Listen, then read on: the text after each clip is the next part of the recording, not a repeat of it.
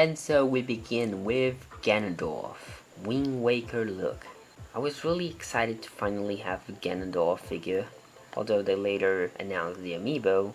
It's still pretty cool that I was gonna get the look of Ganondorf from Wind Waker, which I thought it was really cool. Wind Waker's my personal favorite Zelda game. And I was also pretty happy with the figure, despite that this is a pretty cheap figure in terms of price, like $4 to $5 can cost you.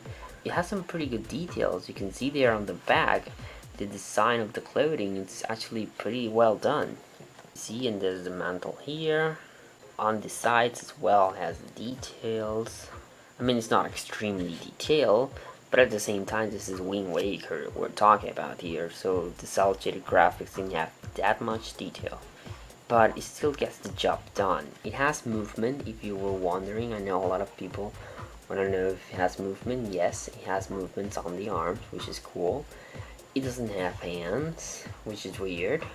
But I don't know, some layer of mystery to him. I don't know. Same with both arms, they both move pretty nicely.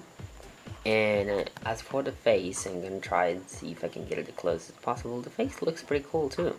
Well, I mean, the smile can be a little weird if you're seeing it up close right now, but as a figure it looks nice. And as you can see, the head can be moved to the sides, which is cool as well. That's all pretty much in terms of how it moves. I think it's a very cool figure that a lot of you will definitely enjoy it if you have stop motions. I know Ganondorf is a pretty rare figure, so here's definitely a cool one to your collection. Next up we have Cranky Kong. I was pretty excited to hear we were getting a Cranky Kong figure. I mean, he's one of the least characters I would think that would give him a figure. But since he came back as a more protagonist type of playable character on Tropical Freeze, they decided to make a figure of him. And it's pretty cool figure. It's pretty simple in detail. Again, this is pretty cheap figures, but he still gets the job well done.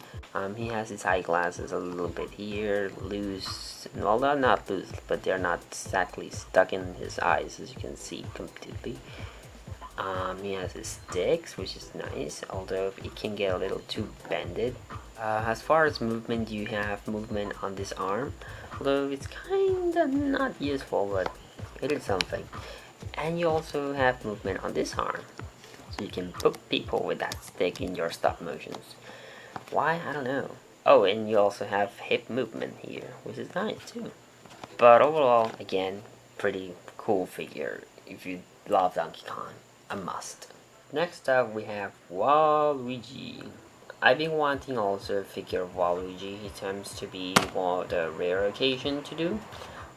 Unfortunately, as you can see here, he tends to drop and fall pretty often. It's pretty hard to stand. He can be stand, but it's tricky.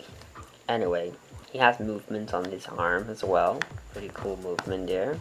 His head also moves. No leg movement sadly, which would have been cool because his legs are pretty unique on their own way, to say the least. Figure itself is, again, it's a cartoon character, so it doesn't require much, but hey, it has details on the gloves, which is cool. And overall, it's a very nice looking figure. Like, it's well done. The face shape is all very on point. So I'm pretty happy about this one. And you know, I love Luigi, so I kinda dig Waluigi a bit more than Wario just for that fact. Next up we have Diddy Kong. I think this is definitely one of the more coolest Diddy Kong figures we have. I personally like it more than the amiibo we got, because I think the size is perfect, the stance is very much better. I don't like how some of the amiibos have some weird poses to make it hard for us that do stop motions play around with those figures. There's some nice details on this shirt with the stars. It has a Nintendo logo on the cap like it should be, stars again on the shirt, and nice tried on texture there for the monkey.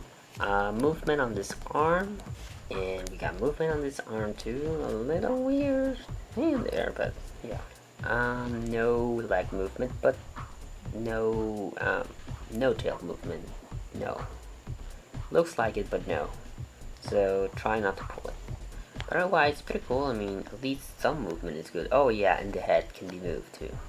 so you can make some expressions there. Next up we have Wario.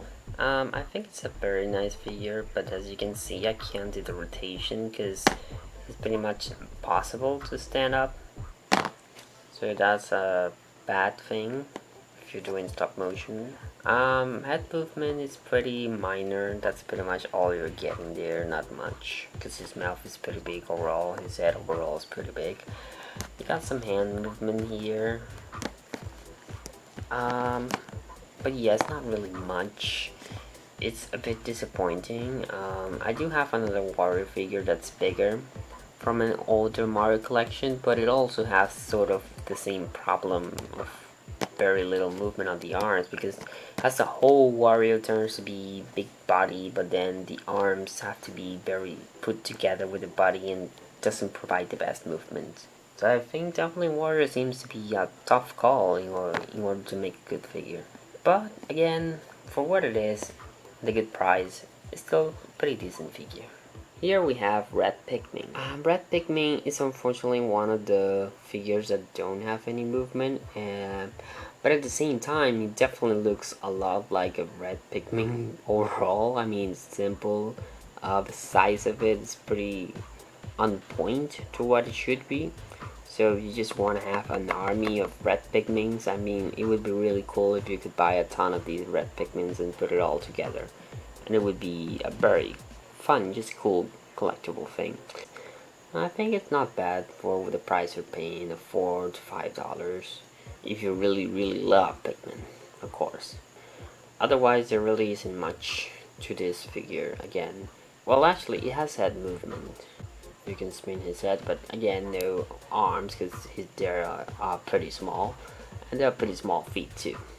So yeah, you get head movement. And last but certainly not least is Link from Skyward Sword. This is a very impressive figure. This is one of the more bigger figures, but it's part of the same collection.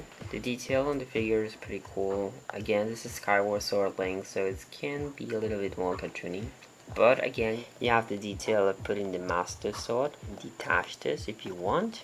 Take out the Master Sword, put it on Link as you desire, and you can make some cool poses as you wish.